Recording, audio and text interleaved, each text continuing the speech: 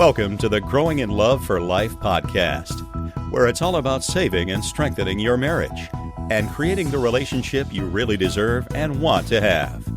And now, from growinginloveforlife.com, relationship and marriage coach and best-selling author, your host, Liam Naden.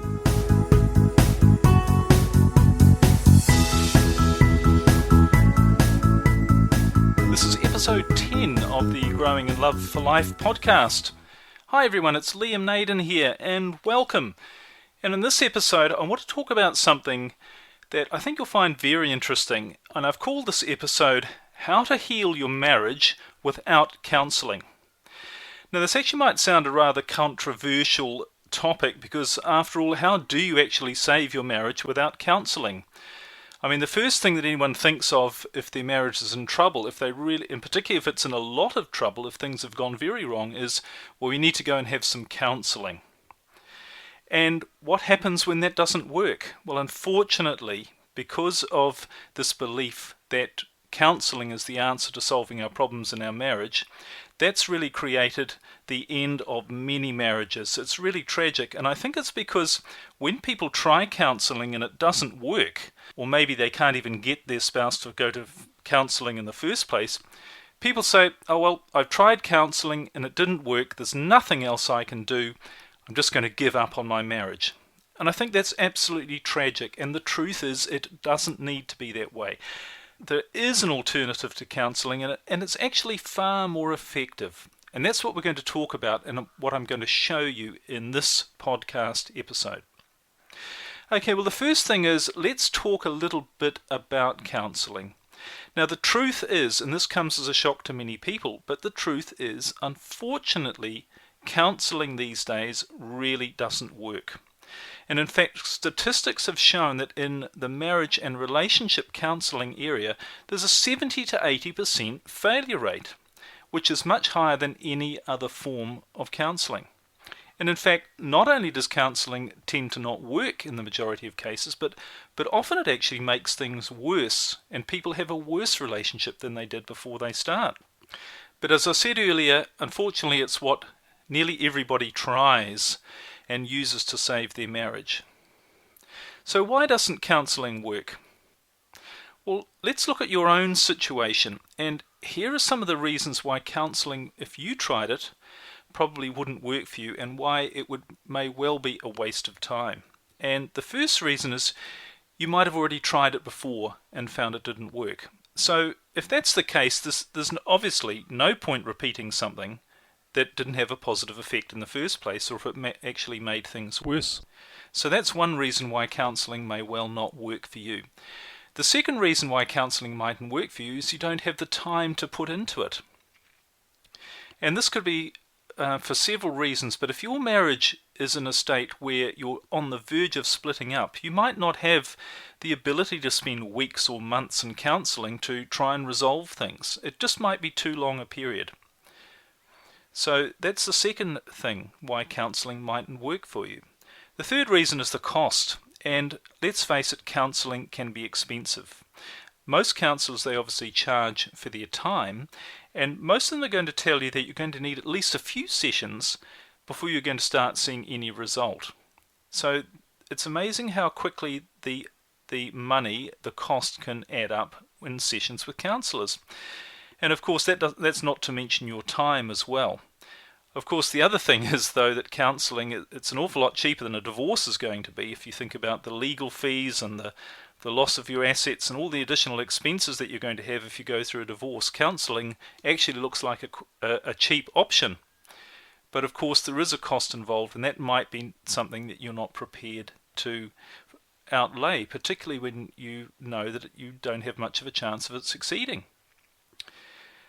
The next reason why counselling may well not work for you is because your spouse simply mightn't be prepared to go to counselling. In fact, they might even just plain refuse to go. And what do you do in that situation? What do you do when you don't want to in your marriage, but your spouse does? Now, I've covered this in an earlier podcast, but the truth in this situation is, if they're not going to want to heal your marriage, And if they do want to leave, then what can you do to get them to counselling? Probably nothing. They may well have moved on from you emotionally, or even moved into a new relationship with someone else. So what are you going to do then? Because even if you could talk them into going, the chances are they're not going to be prepared to do anything about saving your marriage because they simply don't want to. So that's some of the reasons why counselling mightn't work for you, but I think it's important to know the real reasons why marriage counselling in general has such a high failure rate. Now, I want to say first off, before I get into this, that obviously, I'm not trying to have a dig at counsellors per se. There are many, many highly competent and wonderful people and well-meaning people involved in counselling. But I really need to be honest with you. I'm not helping you if I'm not being honest in telling you the truth. And the truth is that counselling is not effective. And that's not only from what I've seen from my own observation, but the statistics show that as well. And with such a high failure rate, it would be totally irresponsible, quite frankly, and pointless if I didn't try to identify why it doesn't work and what we can do about it, because my whole mission is to find what works and to help people get a result, which is saving their marriage, creating a great marriage, which is what they really want. So from what I've seen and from what I've learned, here are the reasons why counselling is not very effective. And the first reason is that it relies on both people, both spouses, being equally willing and committed to go through the process. And that usually isn't the case. And even if both parties agree to go to counselling and to try it, that doesn't necessarily mean that they're both equally willing and committed. Because it could be that when you get into the counselling situation, one or other of you doesn't like the counsellor particularly, or you don't really hit off with them. You don't connect with them particularly well. And sometimes you can begin to feel, or one person can begin to feel, that they're being picked on, that they're being focused on unfairly and pressured in the counselling situation. So that's the first thing, is counselling doesn't work because it relies on two people being equally willing and staying equally willing throughout the process. The second thing that happens in counselling that I think makes it not very effective is that it requires you to try to explain your situation to a third person, who obviously is the counsellor. And the problem with that is that no one can ever understand what's going on with you and your relationship than you do. That's obviously the case. But when you try to explain things to a third person, you run into enormous potential for miscommunication, and because of that, potentially getting the wrong advice. So what you have to be able to do, which I think is virtually impossible in a counselling situation, is you have to try and explain your situation absolutely perfectly. And that is pretty well impossible to do. Now, the third reason why counselling doesn't work is that what I've seen is it tends to take some of the responsibility to solve your problems away from you and onto someone else. So what you're really doing is you're looking to someone else to give you advice on what to do, and because they will never know you and your situation as well as you, they're never going to be able to give you as good advice as you can actually give yourself, if you know what to do. And that's part of the solution that I'm going to show you, the alternative to counselling, a little bit later on. So that's the third reason why counselling doesn't work, I feel. Now the fourth reason, and this is a really big one, and I've covered this before in several of my podcasts, it's one of my main themes, if you like, is that counselling tends to focus on your problems and trying to solve your problems. And what happens is that whatever you focus on, you're going to get more of. And that's particularly true of problems, because the thing about problems is that what they actually are symptoms of what's really going on. They're not the real cause of why things aren't working in your marriage. And so even if you paper over the cracks, if you like, even if you solve some of your problems, two things are going to happen. One is you're never going to get rid of your problems, more are just going to keep showing up. And the other thing is that they're not going to give you a permanent solution, because you're not dealing with why these problems are occurring. You're just fixing them as they come along. So that's why you don't want to focus on your problems. And the other thing about problems, and why it doesn't work to focus on trying to solve your problems, is because if you want to solve a problem, what that usually requires is that you and your spouse, or your spouse, either one or both of you, have to behave differently. And it's virtually impossible to change your behavior, at least in the long term, if you're not dealing with the underlying reason as to why you're behaving that way. So let me give you an example of that. Perhaps you and your spouse argue a lot. And you could say, okay, the problem is that we argue a lot. And you could say, how do we solve this? Okay, well, when one of us starts to argue, the other backs away, or we engage in a particular type of behavior. Now, there's two problems with that. One is, in the heat of an argument, it's very difficult to remember to do something like that, something you've thought out in advance. And secondly, you're not addressing why you're having the arguments and what's causing that particular behavior. So that's an example of what I mean about focusing on the problem. If you're just focusing on stopping an argument without trying to understand why you have an argument, then it's never going to work, at least in the long term, and it's going to take you an awful lot more effort to get any sort of result as well. And there's a final reason why I believe the statistics have proven that counselling is just not effective anymore, and it's because in our day and age, relationships, and actually modern society in general, they're far too complex for a cookie-cutter approach to be effective. And that's often what counselling and focusing on problems and solving those problems is all about. It's like, do this, and if this happens, do this. And that's what I call a cookie-cutter approach, where the attempt is made for it to work for everyone. And that just doesn't work. For a start, relationships are much more complex than they used to be. And I've covered this again in more detail in earlier podcasts, but when you think about the expectations we have for our marriage now, they're much greater than our grandparents had.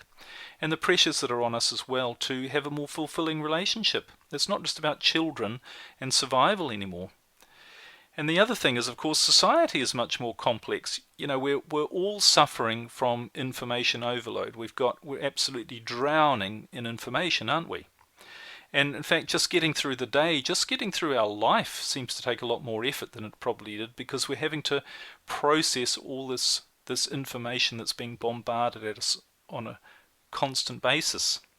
So there are all of the reasons, and there may well be others as well, why counselling is really not an effective approach anymore. And as I said earlier, this isn't to negate counsellors or to say anything against them. There's some wonderful people doing some wonderful work, but if you really want the result, which is a happy, fulfilling marriage, and you and your spouse getting back on track again, then you need to look to where you're going to get a result.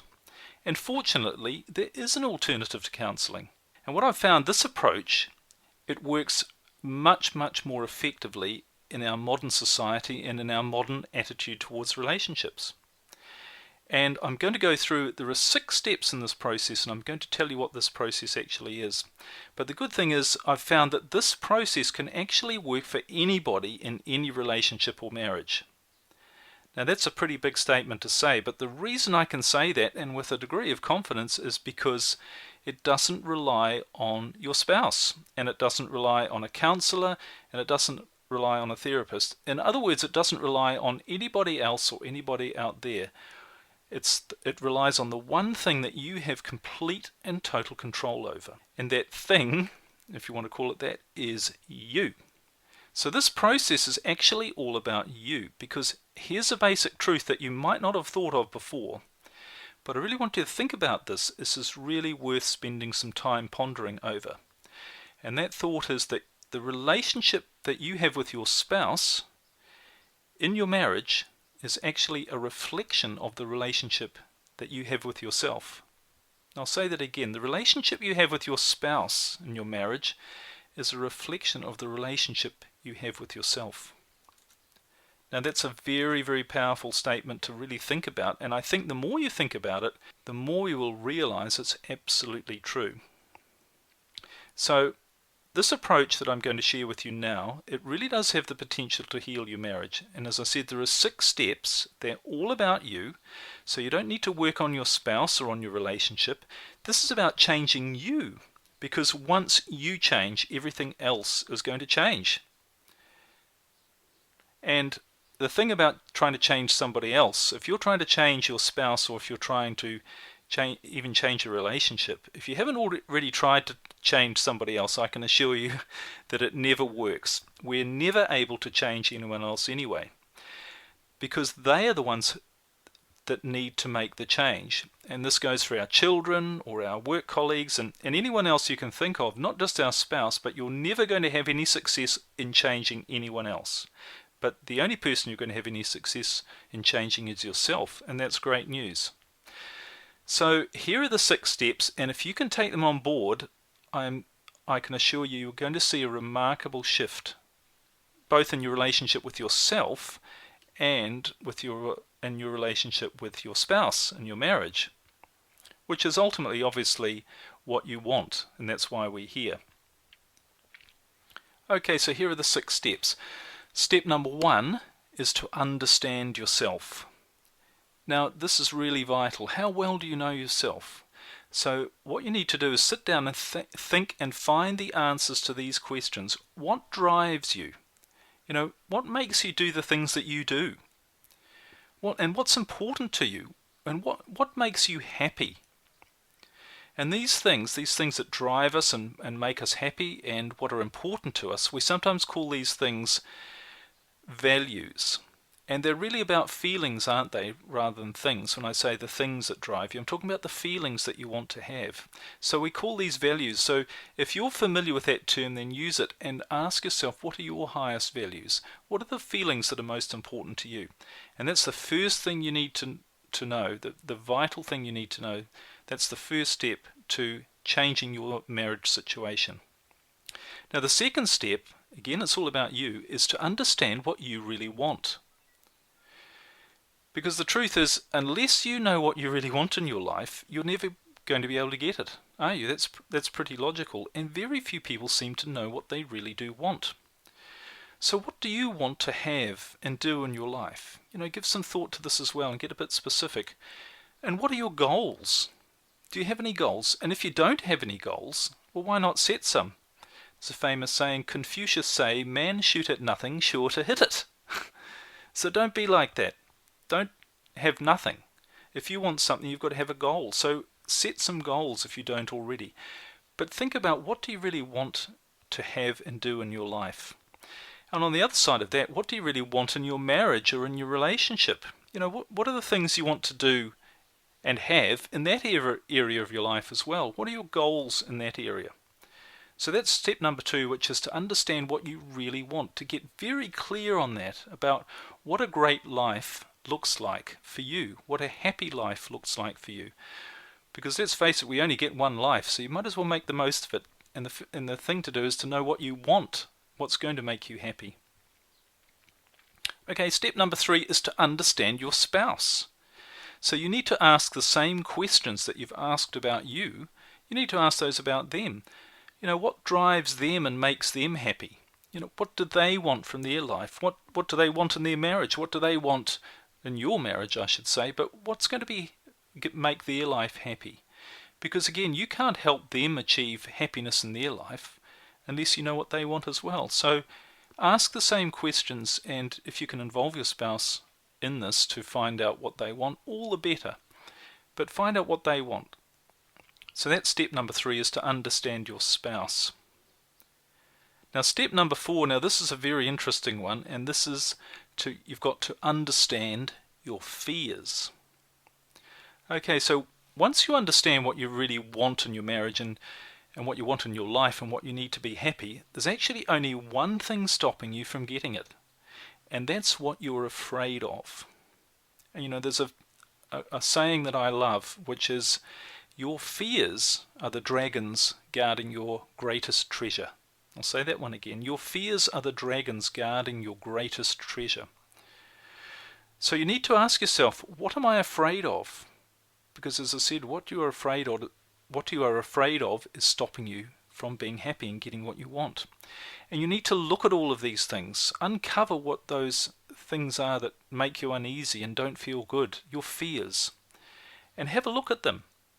And I'm not saying you need to fight them, or you need to negate them, or you need to try and crush them in some way, because actually the easiest way of getting rid of your fears is simply to look at them, is simply to uncover, to realize what they are, realize what's really stopping you, from having a great life and a great marriage, what you're afraid of, and to look at them And the funny thing that happens is if you do that, if you actually just uncover them and look at them, they have a habit of just going away of themselves, and certainly becoming a lot less powerful and a lot less controlling on your life as well, which is what you want. So that's step number 4, which is to really understand what you're afraid of, what your fears are. Okay, step number 5 is to be attractive. Now again, I've covered this in a lot more detail in an earlier episode, but at the end of the day, there's only one reason your spouse doesn't want to be with you. And there's only one reason they don't want to give you what you want and need to be happy. And that is, they simply don't feel good being around you.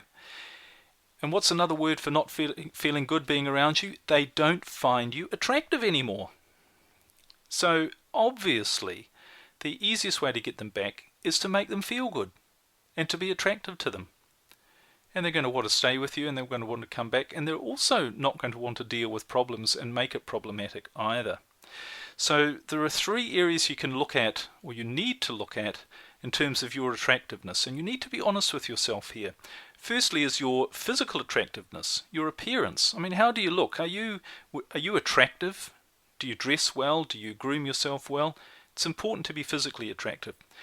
The second area is your personality. Do you have the sort of personality that people would find attractive? Are you positive and happy and outgoing and make people feel good? So look at that as well. And the third thing is the attractiveness of your marriage. I mean, if your spouse doesn't want to be in your marriage, that means they don't find it a nice place to be. It's not an attractive place to be. So how can you make your marriage attractive as well? So there are 3 areas of attractiveness that it really pays to work on, and you've got to work on if you want to save your marriage and make it a great place to be. So that's all about being attractive. That's step number 5. Alright, so step number 6, which is the last step, is you've got to learn how to communicate effectively. Now, as I've already said, a good marriage is only going to happen when you and your spouse both feel good being there. That's so logical and obvious, isn't it? Okay, but the key to effective communication, and why this is so important, and why you've got to learn to be able to communicate effectively, is the key is you've got to learn how to make your spouse feel good. So it's not about what you say or what you think or what you're trying to say. It's about how you make them feel as a result of what you say and of what you think and what you do. It's all about them and how they feel, isn't it? So there are 2 things that you need to be able to communicate to your spouse if you want it to be happy and fulfilling. What you want and what you need. That's the first thing you need to let your spouse really know and understand through effective communication. And the second thing you need to communicate to them is that you love them and that you are attractive to them. In other words, you need to communicate the feeling that they feel good around you. Okay, so step number 6, this is where you've got to really learn to identify ways to communicate with your spouse that are really effective. And it's probably going to require you to build some skills in this area. But there are tools that you can use to become a much more effective communicator with someone else. In other words, learn how to make other people feel good. And the most important person, obviously, you want to make feel good is your spouse. So that's the last step, step number 6, learn how to communicate effectively, with the emphasis on the word effectively, obviously. Okay, so those are the 6 steps, and this particular approach, if you follow it, you're going to find it's far more effective in saving and strengthening your marriage than talking through your problems with counselling. I've really found that to be true. But you can see with all of this, there is another side to it, and this is about what it really depends on is you being prepared to take responsibility, not just for yourself, remember this is all about you, but also for the outcome that you want. And you have to say, yes, the situation I am in now is of my own doing, I created this, I'm responsible for it, and I alone have the power to change it. And then you've got to start taking some action. Now you might say, oh, but hang on, it's all their fault, or they've done this and they've done that. Okay, that's fine. But if you want this to work, if you want to create the great marriage that you say that you really want to have, and I presume is why you're listening to this, then you really have to forget all that and you have to say, no, I am responsible for my life situation, and I alone have the power to change it. And those 6 steps, if you follow those, they will allow you to do that. Now, obviously, there's a lot more to these 6 steps than I've been able to cover in this time that we're here. If you want more help in learning how to use these steps and learning some very effective tools to help you to save your marriage, then I really encourage you to have a look at my Save Your Marriage program. Now, this is something I've created. This is a 21st century cutting-edge program, which has nothing to do with counselling, nothing to do with therapy. It's all to do with empowering you with the tools to really save and strengthen your marriage and become a better person as a result as well. And it's a 30-day program, and I take you step by step through a process where we deal with all of these steps in much greater detail than I can cover here. And I also give you some more powerful tools that you can use as well. So you can find out about that program on my website, which is www.liamnaden.com. It's just my name, and you'll find details of the program there. So, I really hope you have found this podcast helpful and useful. You know, there really is an alternative to counselling, and one that's far more effective and that is going to give you a much better result in saving and strengthening your marriage. So that's what these 6 steps are that I've outlined here. They're all about working on yourself first, and if you're prepared to do that, you'll be amazed at how quickly things change. So please check out my Save Your Marriage program on my website, liamnaden.com.